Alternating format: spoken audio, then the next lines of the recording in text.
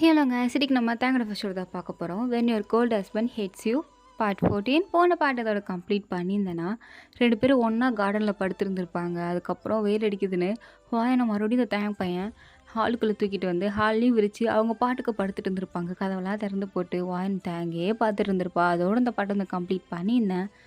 So let's continue to the part 14. சும்மா சும்மா என்னையே பார்க்காதடி, மார்னிங் கூட பார்க்க மாட்டேன், ஏதாவது பண்ணிட போகிறேன். எதுக்கு இப்படியே பேசிகிட்டு இருக்கீங்க? ஏன் வயன் ஸ்டார்டிங்லாம் ரொம்ப அப்புறானியா அமைதியாக தானடி இருந்த, இப்போ ஏண்டி ஓவரா வாய் பேசுகிற? தெரில, உங்ககிட்ட பேசணும்னு தோணுது, அதான் பேசினேன். ஏன் பேசக்கூடாதா?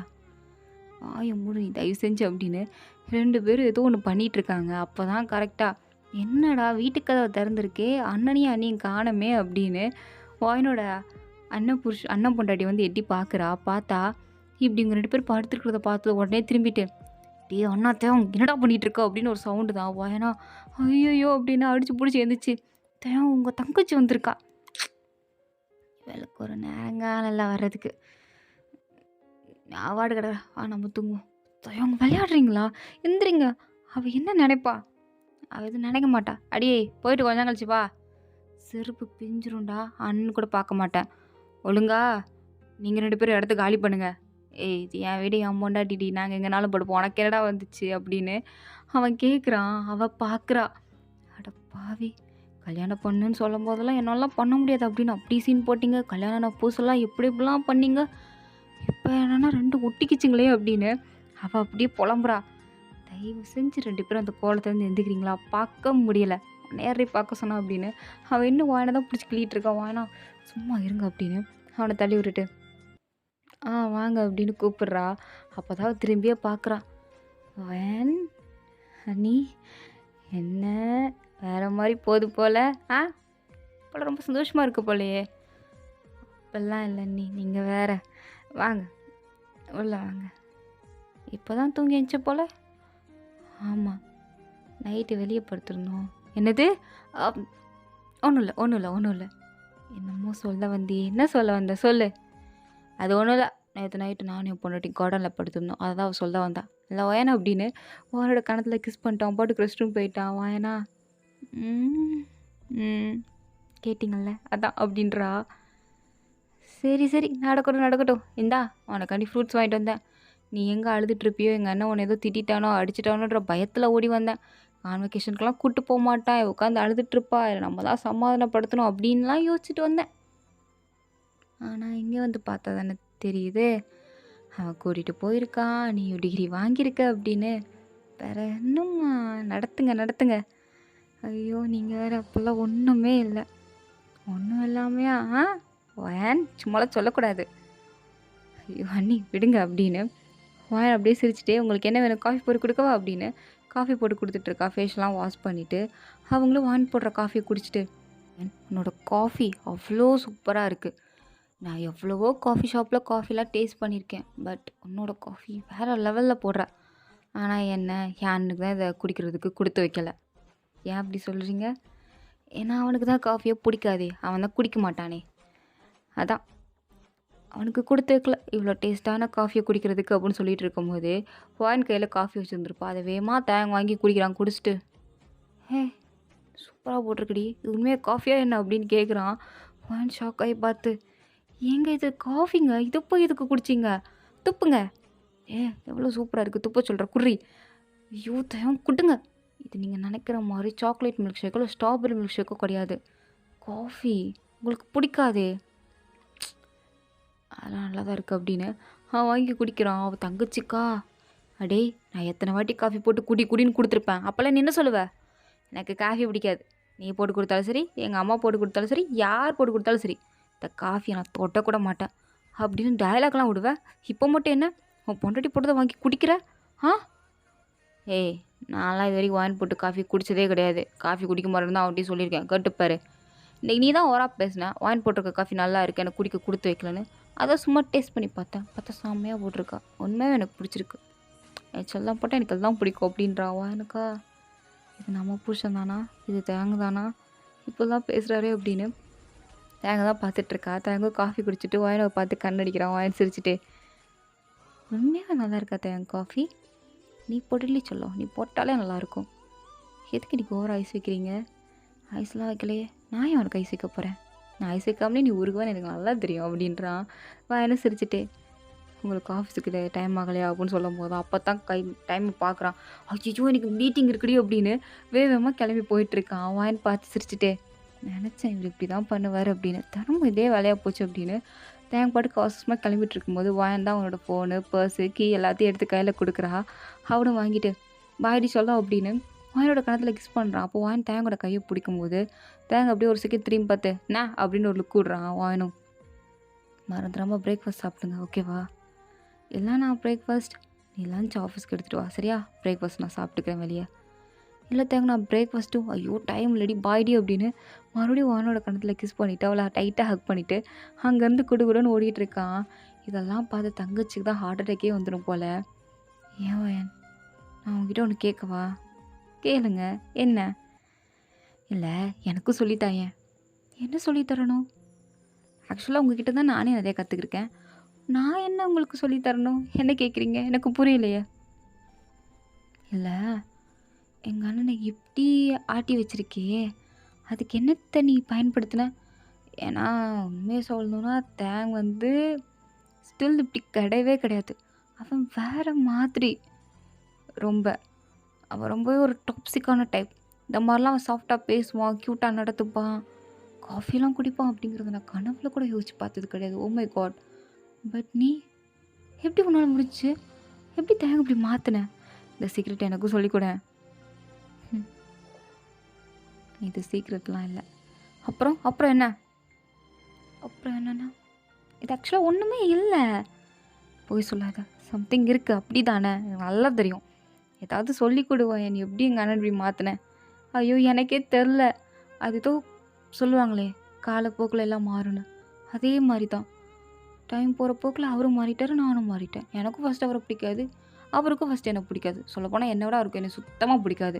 எனக்கு கூட அவர் லைட்டாக ஹேண்ட்ஸமாக இருக்காரு, க்யூட்டாக இருக்காருன்னு பிடிக்கும். ஆனால் அவருக்கு எனக்கு சுத்தமாக பிடிக்காது. அவர் எப்படி அவரை மாற்றிக்கிட்டார் அப்படிங்கிறது எனக்கு இன்னும் வரைக்குமே புரியலை. என்கிட்ட உண்மையாகவே ரொம்பவே நல்லா பிஹேவ் பண்ணுறாரு. உண்மையாக உங்கள் அண்ணன் ரொம்ப நல்ல பையன்தான் அப்படின்னு வான்னு ஒரு மாதிரி சொன்னதும் அண்ணி பார்த்து சிரிச்சிட்டு, அது சரி, ஒரு வழியாக உன் வாழ்க்கை நாசமாக போக போகுதுன்னு நினச்சி நான் கஷ்டப்பட்டேன். But it's okay. என் அண்ணனையே திருத்தி நல்ல வழிக்கு கொண்டு வந்திருக்க. ஆனால் உண்மையை சொல்லணும்னா தேங்கனோட பாஸ்டெல்லாம் மறந்துட்டு ப்ரெசண்டில் ஹாப்பியாக இருக்காங்கிறத நினச்சா எனக்கு ஹாப்பியாக தான் இருக்குது அப்படின்றா. வாயின் இதை கேட்டதும், என்னது ப்ரெசண்ட்டா? நீங்கள் என்ன சொன்னீங்க எனக்கு புரியலை. அப்போ தேங்க் எதுவும் பாஸ்ட் இருக்கா என்ன அப்படின்னு கேட்கும்போது அப்படியே யோசிக்கிற அண்ணி, ஐயோ வளரிட்டோமா இவகிட்ட அப்படின்னு. இல்லை நான் ஒன்றுமே சொல்லலை.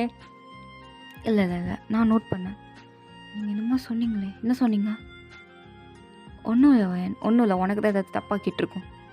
இல்லை நீங்கள் ஏதோ சொன்னீங்க, அவனோட பாஸ்ட்டை மறந்துட்டான், அது வரைக்கும் போதும் இப்போ நீங்கள் ஏதோ சொன்னீங்க சம்திங், எனக்கு நல்லாவே காதில் கேட்டுச்சு.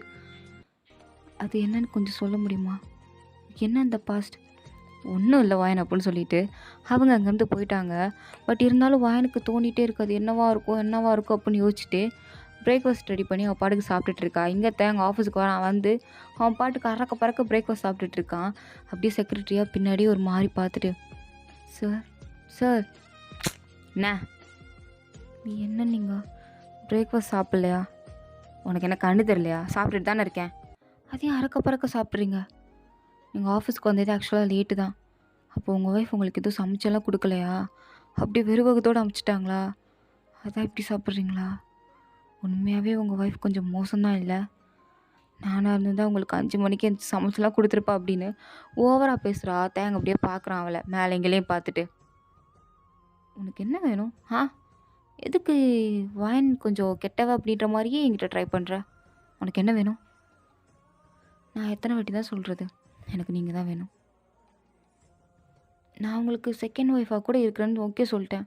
அப்படி இருந்தும் ஏன் இப்படி பண்ணிகிட்ருக்கீங்க? தயவு செஞ்சு நான் 2வது தரமாவது கல்யாணம் பண்ணிக்கோங்களேன் ப்ளீஸ். ஓ, அப்போ நான் உன்னை 2வது தரமாக கல்யாணம் பண்ணிக்கணும் அப்படி தானே?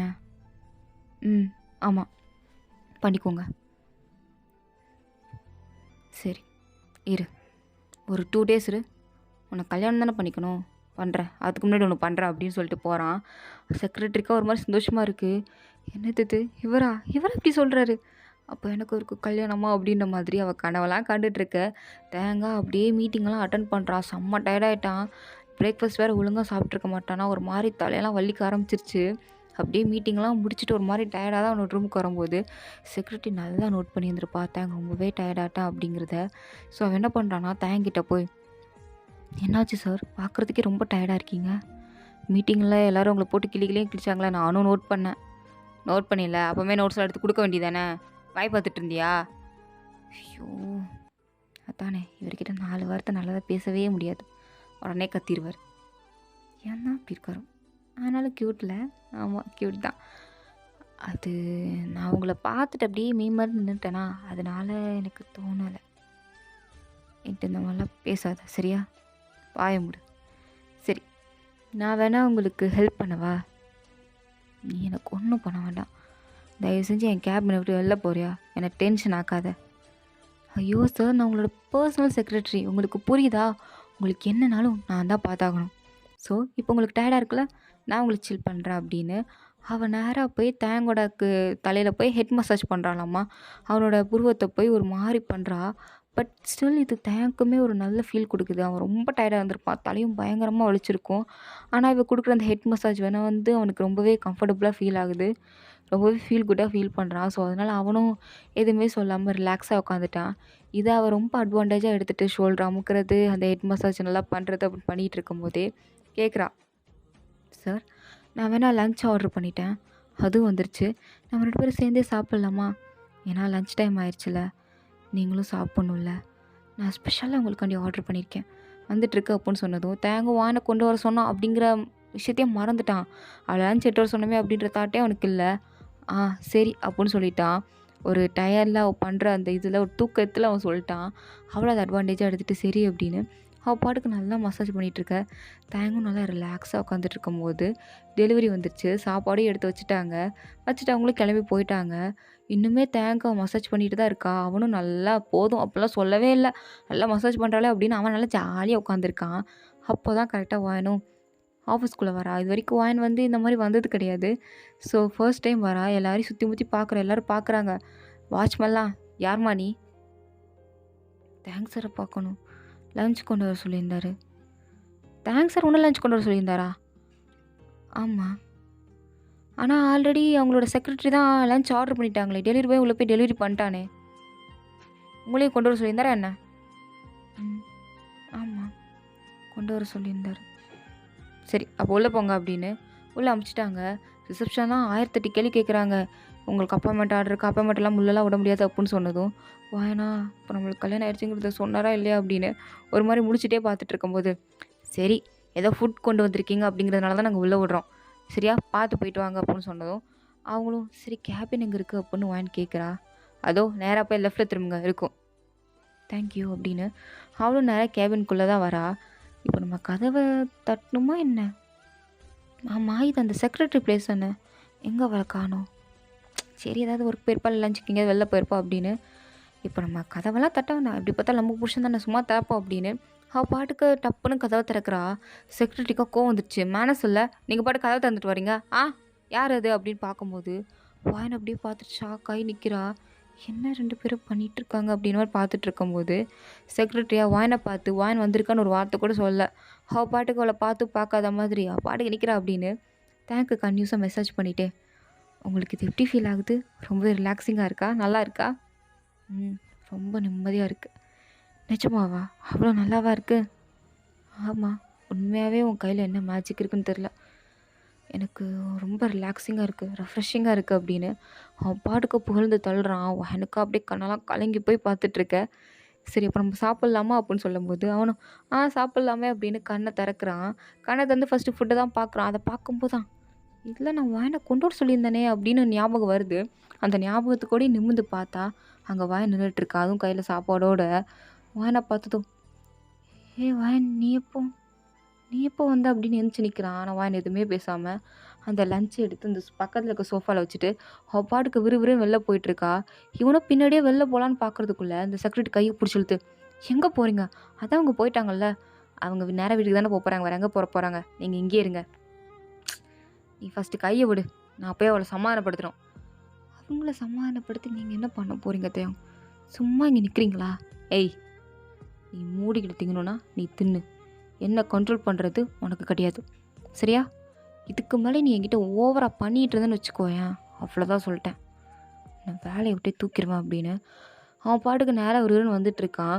அந்த வாட்ச்மேனா, சார் உங்களை தேடி ஒரு பொண்ணு வந்துச்சு, அந்த பொண்ணு போயிடுச்சு சார் அப்படின்னு சொல்லும்போது, ஷோ போயிட்டாளா அப்படின்னு தலையில் கழிச்சிட்டு நிற்கும்போது, சார் அது யார் சார் அப்படின்னு அந்த செக்ரட்டரி கேட்குறாரு, அதாவது செக்யூரிட்டி கேட்குறாரு. அதுக்கு அவனா, என் மொண்டாட்டி அப்படின்றான். அவருக்கா ஷாக், என்னது உங்கள் ஒய்ஃபா அப்படின்னு ஷாக் ஆகி பார்த்துட்ருக்காரு. ஸோ இதோட இந்த பாட்டு வந்து கம்ப்ளீட் ஆகுது. தேங்க்ஸ் ஃபார் வாட்சிங். உங்களுக்கு பிடிச்சிருந்தா லைக் பண்ணுங்கள், ப்ளீஸ் மறந்துடாமல் சப்ஸ்கிரைப் பண்ணுங்கள். ஓகே, வரட்டா, பை, see you later.